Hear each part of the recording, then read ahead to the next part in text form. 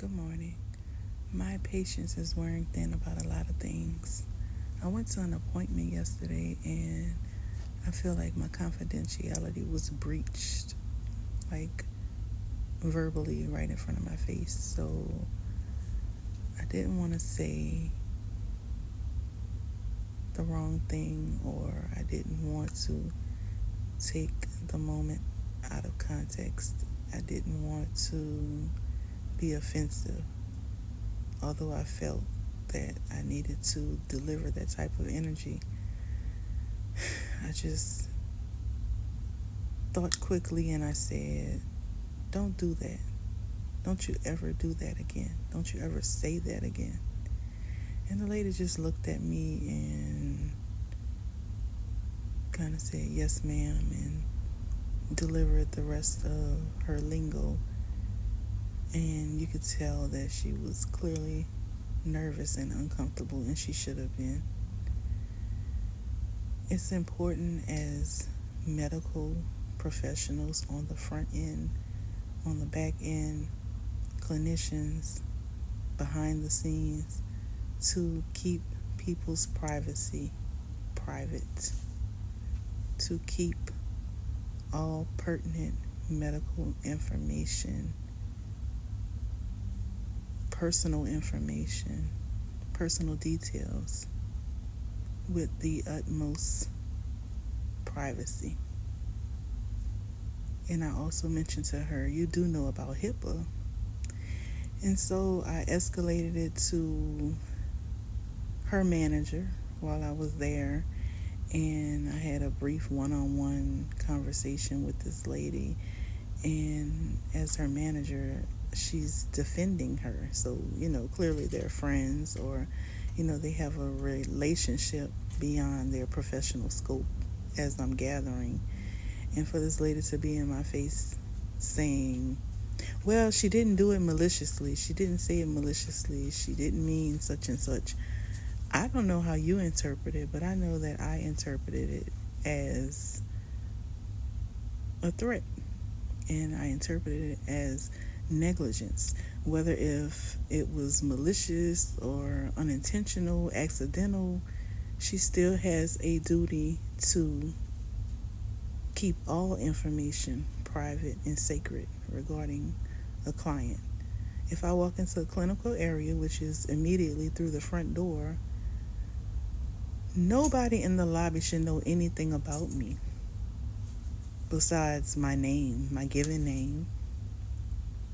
So as I said, I was very upset about what occurred yesterday, and I was even given a form that could go into her file in HR. And like I clarified with the manager, I'm not trying to get anybody in trouble. Everybody needs their jobs in the world today, the way the economy is, and sustaining their families and themselves. And I'm not trying to be in any negative corner or negative light or affect anyone in that way. But I do feel that maybe she needs some type of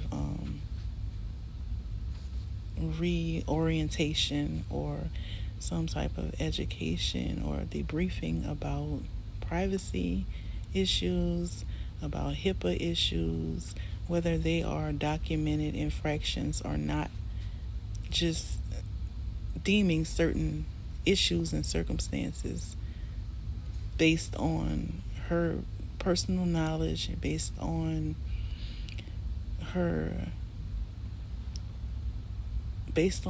own judgment. She should know that, okay, it's not documented anywhere, it's not written, it's not in any textbook, but I'm going to safeguard whatever I can as it relates to a patient, as it relates to my line of work and interacting with people, or not blurting certain things, not saying certain things. You have to use your personal judgment. Some people don't even have that, but somebody needs to counsel this woman and let her know that what she did was unacceptable. And like I said, I'm not in the business of trying to get anybody in trouble. People need their jobs, but I do want it to be recognized and delivered to her that This is how things should be done. This is how that should have been done. These are alternatives. This is what we can do. Maybe we can bring a patient to a private area or a side window. Maybe we can write things. We can incorporate some forms to maybe update patients' information when they first come in, and certain things we do not have to discuss or say or display. Something needs to be done other than the manager before me saying, oh, well, she wasn't wrong and she didn't mean it and there's no violation. That's unacceptable, because this is your friend or your sister or your cousin or your in-law or whatever. And that's what's going on at a lot of these companies that service people.